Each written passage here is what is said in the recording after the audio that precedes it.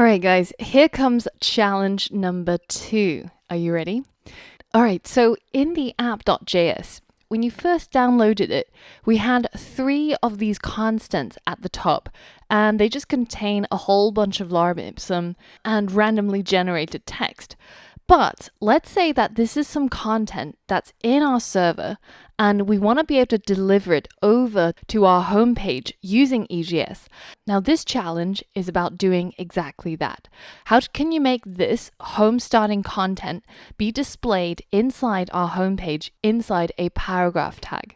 So that when you head over to our homepage on localhost 3000, you not only get the H1 that says home, but also the same text that's held inside that constant, which is home starting content. So that's the challenge. Pause the video now and give it a go. All right, so currently inside home.ejs, all that we have is an H1 tag. Now, in order to complete this challenge, we need to also have a paragraph element in here.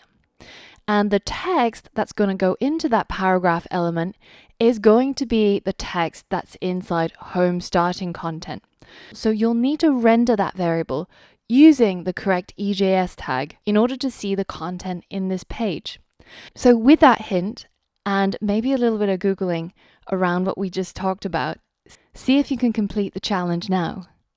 All right, here goes my second hint. So we know that we need to have a paragraph element in here. And in between the paragraph element is the text that we want to show up on our web page. So the text that we want is going to be rendered dynamically using EJS. And to do that, we need the EJS tag that does that.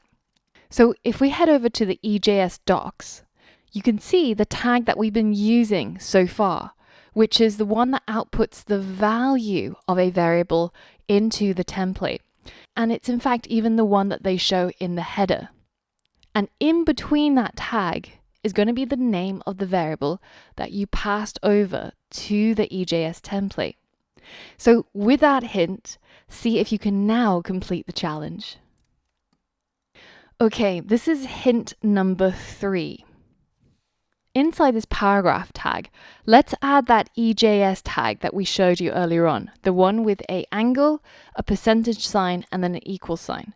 And the closing part of the tag is just a percentage sign and an angle bracket. Now, in between these two parts is going to be the name of the variable that we're going to pass into here. So let's give it a name. Let's call it just starting content. And now we need to pass over a variable with that name to our home.ejs from our server, our app.js. So see if, with that hint, you can now complete the challenge. All right, this is my 4th and final hint. Currently, our res.render method is only rendering the home.ejs page. If we wanted to pass in a variable, we would add a comma, and then we would pass over a JavaScript object. So we know that JavaScript objects are key value pairs that are inside a set of curly braces. So you need to provide a key and a value. The key is going to be the variable that you'll be able to tap into inside your home.ejs. And the value is whatever it is that you want to pass over that comes from this current page, which is the app.js. Now, with my final hint, see if you can now finally complete the challenge.